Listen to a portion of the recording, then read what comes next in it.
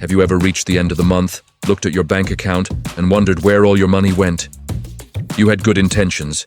You wanted to save, but somehow, there's just nothing left. This is a super common problem. Most people try to save whatever is left over after all their spending. But let's be honest, there's rarely anything left. But what if I told you there's one simple habit, one shift in your thinking, that can completely transform your financial life? It's not a secret stock tip or a complex investment strategy. It's a beautifully simple concept called paying yourself first. Stay with me, because by the end of this video, you'll know exactly how to implement this and why it's the most powerful financial habit you can build. So, what does paying yourself first actually mean? It sounds a bit strange, right? It means you prioritize saving before you do anything else with your paycheck, before you pay your rent, before you buy groceries, before you even think about that new pair of shoes. You move a set portion of your income into your savings. You essentially treat your savings like the most important bill you have to pay each month. Think about it. You pay your landlord, you pay your phone company, you pay your electricity provider. Why aren't you paying yourself? You are your most important asset, and securing your financial future should be your #1 priority. Paying yourself first is the act of putting yourself at the top of that list. It's a fundamental mindset shift from "I'll save what's left" to "I'll spend what's left after I save." Now let's look at why so many people struggle to save money in the first place. The biggest reason is that they do the exact opposite of what we just talked about. Their money comes in, and immediately it starts going out. They pay their bills, go out with friends, shop online, and tell themselves they'll save whatever is left at the end of the month. This approach is a recipe for failure because it relies on having money left over, which is never a guarantee. Another major culprit is something called lifestyle inflation. This happens when you get a raise or a bonus, and instead of saving that extra money, your spending habits expand to match your new income. That new car, the bigger apartment, the more expensive dinners out, they all eat away at the extra cash that could have gone towards building wealth. Ultimately, most people fail to save because they have no system. They rely on good intentions and willpower, but good intentions don't pay the bills in retirement. This is where the psychology behind paying yourself first is so brilliant. It takes willpower completely out of the equation. When you make a decision once to save a certain percentage of your income and then automate it, you no longer have to think about it. You're not faced with the daily choice of, should I save this money or buy this coffee? The decision has already been made for you. This creates automatic financial discipline. It turns saving into a non-negotiable habit, just like brushing your teeth. It's no longer a choice you have to make, it's simply what you do. By removing the decision-making process, you eliminate the mental battle and the temptation to spend. Your brain accepts it as a fixed expense, and you naturally adjust your spending to fit what's left. It's a simple psychological trick that has profound effects on your financial health. And when you make this one change, everything else in your financial life starts to fall into place. First, and most obviously, your savings start to grow consistently and predictably. Month after month, you'll see the balance in your savings account going up. Not because you got lucky or had a low spending month, but because you built a system for it. This consistency is the key to building real wealth over time. Second, you'll feel a dramatic reduction in financial stress. Knowing you have a growing safety net gives you an incredible sense of security and peace of mind. You're no longer living paycheck to paycheck, worried about what would happen if an unexpected expense came up. And third, you gain a sense of control over your money, maybe for the first time ever. You're no longer a passive observer watching your money disappear. You are actively directing your money toward your goals. You're the one in the driver's seat of your financial future. A common question I get is, okay, this sounds great, but how much should I actually be paying myself first? The answer is, it's not about the amount, it's about the habit. You don't need to start with some huge, intimidating number. If you're new to this, start small. Aim for just 5 or 10% of your after-tax income. If even that feels like too much, start with 1%. The goal is to just get started and build the muscle of saving consistently. As your income grows, or as you get more comfortable with your budget, you can gradually increase that percentage. Maybe you bump it up by 1% every 6 months. Remember, consistency over the long term is far more powerful than saving a large amount once in a while. Saving $100 every single month without fail is better than saving $500 once and then nothing for the next year. Start where you are and build from there. The absolute best way to make this habit stick is to make it automatic. You want to set it and forget it. The easiest way to do this is to log into your online banking and set up an automatic recurring transfer. Schedule a transfer from your checking account to your savings account for the day after you get paid. This way, the money is moved before you even have a chance to see it and be tempted to spend it. It's also a great idea to keep your savings in a completely separate bank account, preferably one that's a little harder to access. A high-yield savings account at a different bank is perfect for this. When your savings aren't sitting right next to your spending money in the same app, you're much less likely to dip into them for non-essential purchases. Make it just a little bit inconvenient to touch your savings, and you'll be amazed at how quickly it grows. So once you've automated your savings, where should that money go? There's an order of operations here that will give you the most stability. The very first priority for your pay-yourself-first money should be building an emergency fund. This is 3 to 6 months' worth of essential living expenses set aside in a high-yield savings account. This fund is your shield against life's unexpected curveballs, like a job loss or a medical bill. Once your emergency fund is fully funded, your next priority can be aggressive debt reduction, especially high-interest debt like credit cards. After that, your pay-yourself-first money can start working for you through investments. This is where you can start funding your retirement accounts, investing in index funds, and saving for other long-term goals, like a down payment on a house. By following this order, you build a rock-solid financial foundation first. As you start this journey, there are a few common mistakes to be aware of and avoid. The first is waiting for the perfect time or the perfect income to start. People say, "I'll start saving when I get that promotion," or "I'll pay myself first when I'm making 6 figures." This is a trap. The perfect time is now with the income you have. The habit is more important than the amount. The second mistake is saving only when it's convenient or when you feel like you have extra money.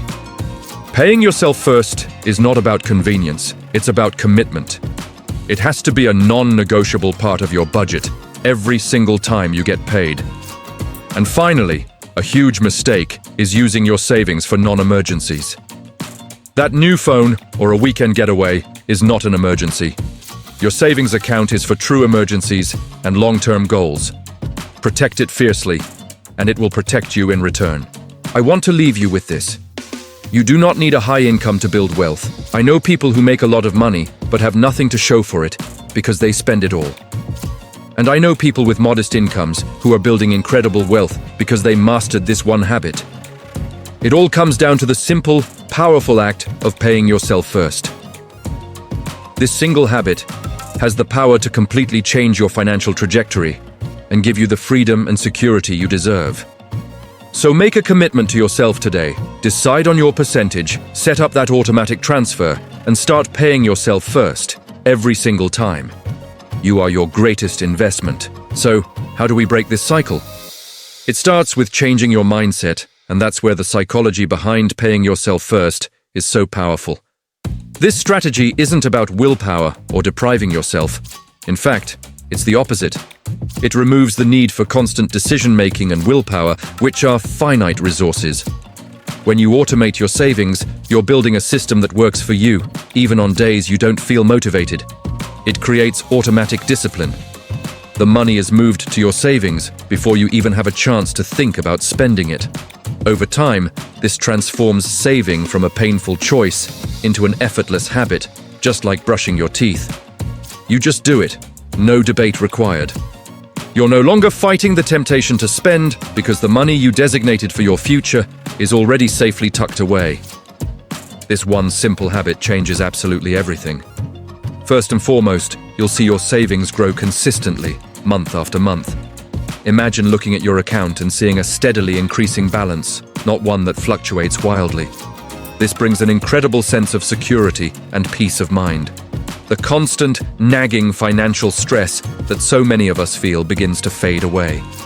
You're no longer living paycheck to paycheck, worried about an unexpected car repair or medical bill. You gain a feeling of control over your money, rather than feeling like your money controls you. You start making financial decisions from a position of strength, not desperation.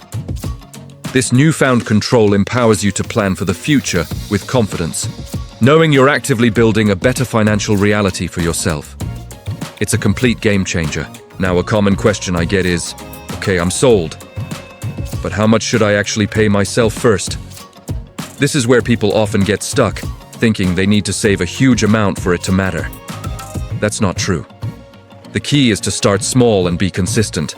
A great starting point for almost anyone is 5 to 10% of your income. If that feels like too much, start with 1%. Seriously, the goal is to build the habit first. You can always increase it later. As your income grows or you pay off debts, you can gradually increase that percentage. Maybe you bump it up by 1% every 6 months. Remember, consistency is far more important than the amount, especially when you're just starting out.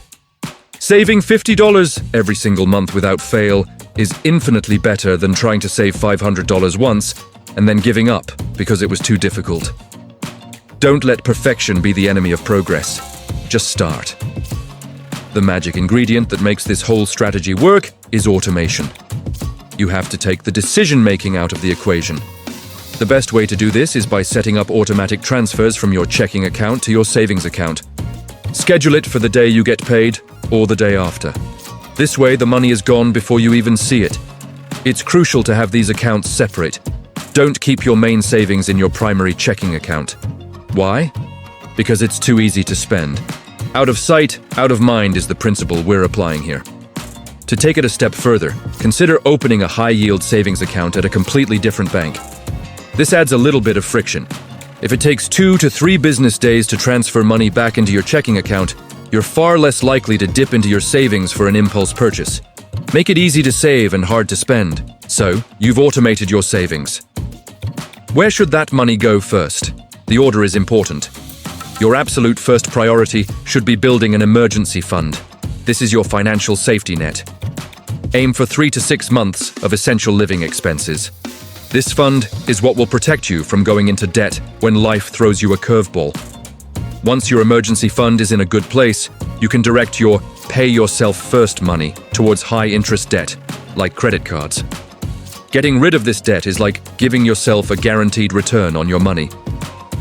After you've tackled that, you can start focusing on long-term goals. This is where you can split your savings to go towards investments for retirement, a down payment on a house, or other major life goals. By having a clear destination for your money, you give every dollar a job and a purpose, which makes the process even more motivating. Now, as you start this journey, there are a few common mistakes I want you to avoid. The biggest one is waiting for the perfect time or the perfect income to start saving.